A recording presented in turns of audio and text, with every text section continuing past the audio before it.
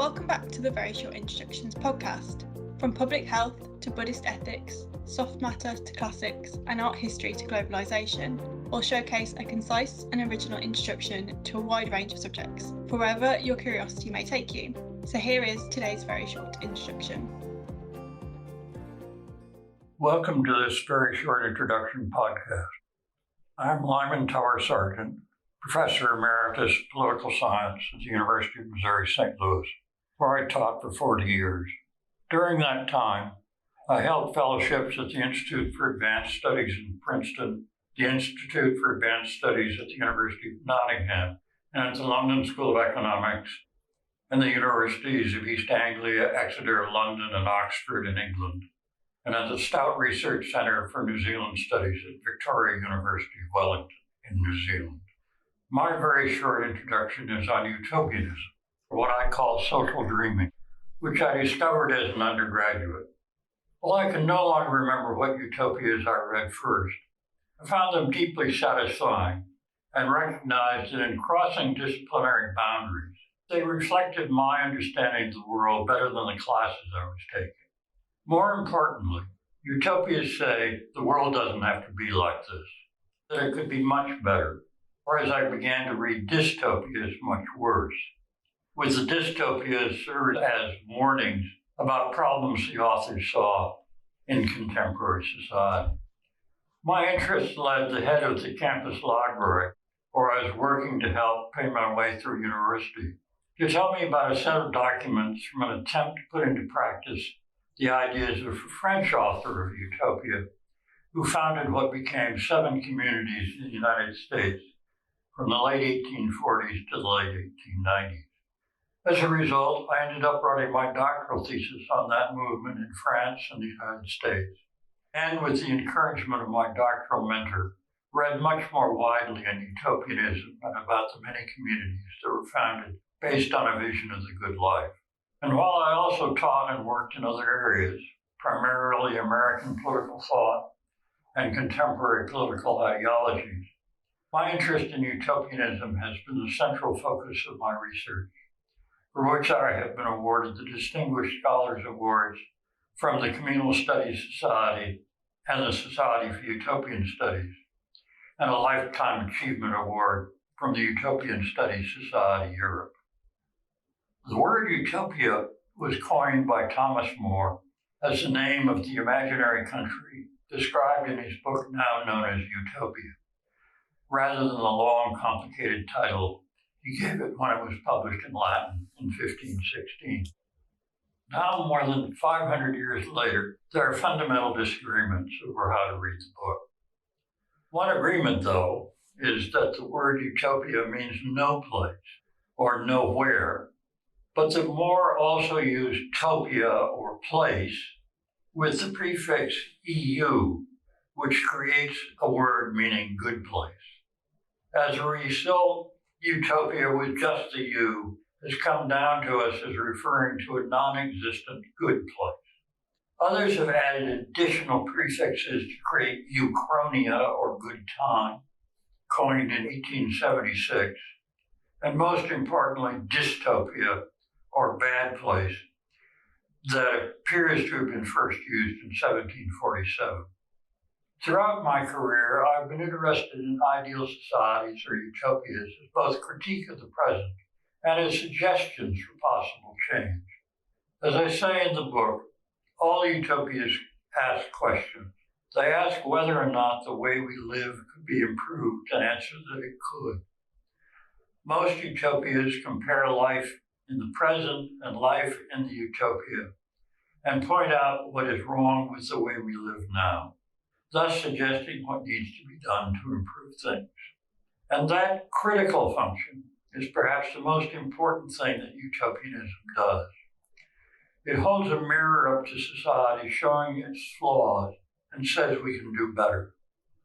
The book has 2 important messages. First, I contend that if we want to improve individually and socially, we need to have a better idea of where we want to go, or a utopia, which refers to good, better, best. It does not mean perfect. Second, and here I'm quoting the text, utopianism is essential for the improvement of the human condition.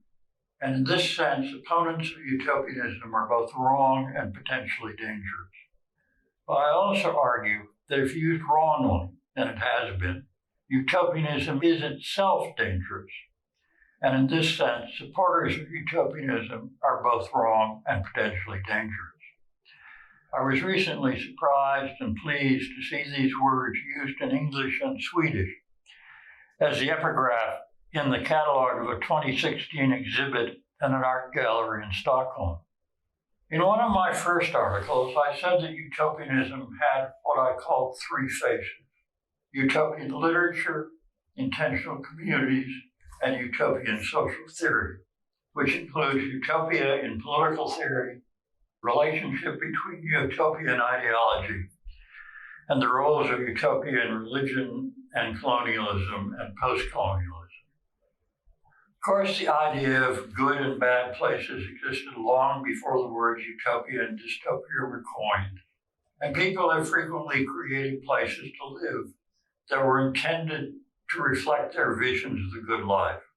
Such places have many different names: communes, utopian communities, or experiments. Now, most members of such communities and scholars prefer the neutral name intentional communities. As a member of such a community once said to me, the word utopia sets too high a standard. Some of these communities were quite successful. Some of them horrified those that did not share the vision, and some lost the vision. Others came to an end for a variety of reasons, and what constitutes success is hotly debated among both community members and those studying them. For quite some time, longevity was used as the main way of measuring success, but many felt that if a community filled the needs of its members for however long, it was a success. But it is also worth noting that today, in many parts of the world, there are communities that are 50 and 75 years old, and some that are even 100 years old. Also, new ones are being regularly established, mostly nowadays eco-villages designed to be sustainable, or as co-housing communities where homes are mostly individually owned and the property in some buildings are owned by the community, and with different degrees of community life.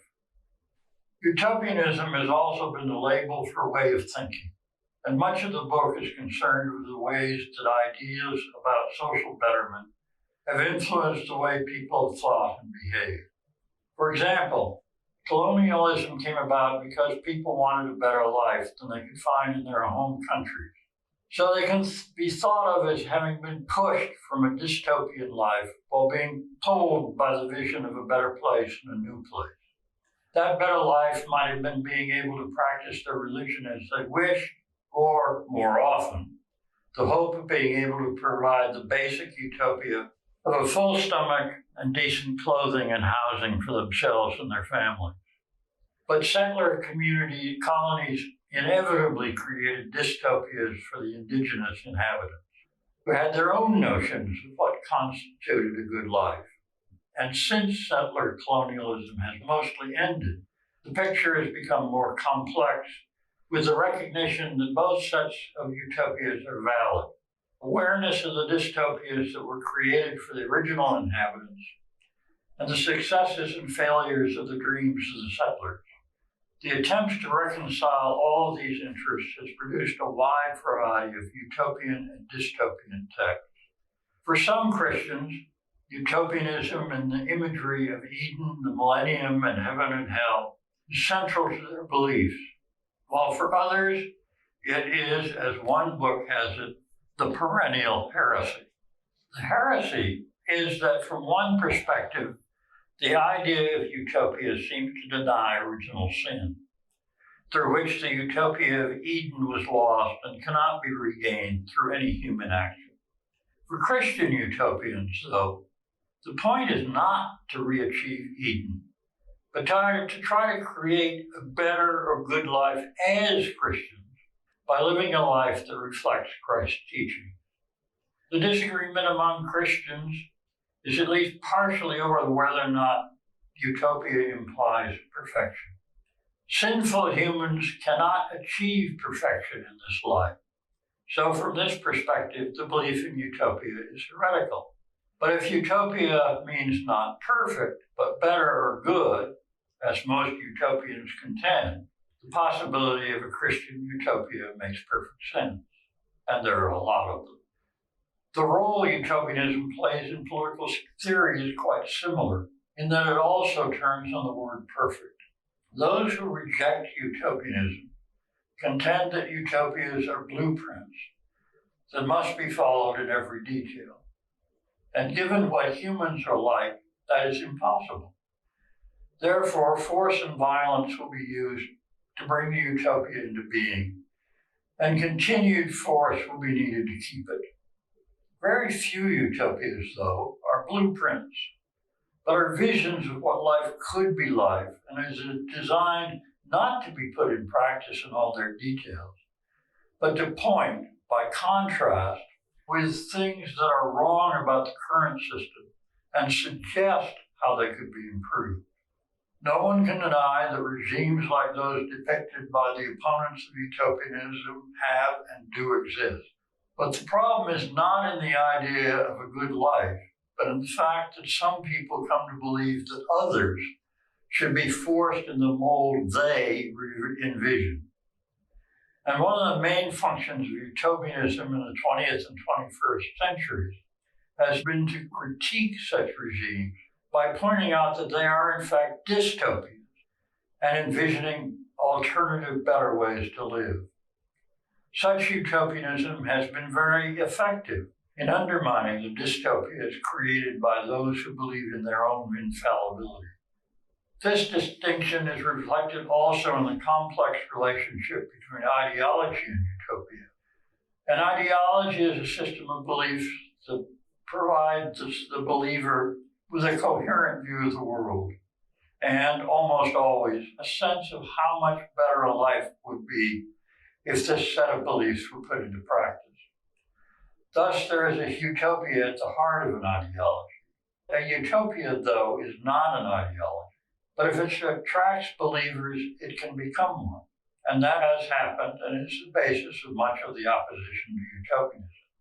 But given that critique is the most important function of utopianism, it is also one of the most effective ways of criticizing an ideology. Today, we are once more in a time of conflicting ideologies in which true believers know with certainty that they are right. As a result, we need to find a place to stand that allows us to be aware of what each ideological position entails.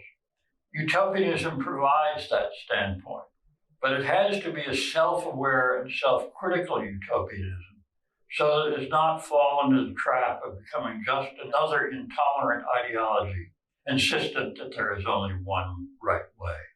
My belief, obviously, is that utopianism is important, even essential, but also that it can be dangerous if misused. I hope that what I've had to say today might lead you to learn more about utopianism and its meanings and influences on you personally and the society in which you live by looking more deeply at it than is possible in a short talk. Thank you. Thank you for listening to the Very Short Introductions podcast. You can subscribe to our podcast on your favourite app, such as Apple or Spotify, to receive all of our episodes directly in your feed. All of our episodes, new and old, can also be found on SoundCloud and YouTube at Oxford Academic. You can also access content from Very Short Introductions on the Oxford Academic platform through your institution.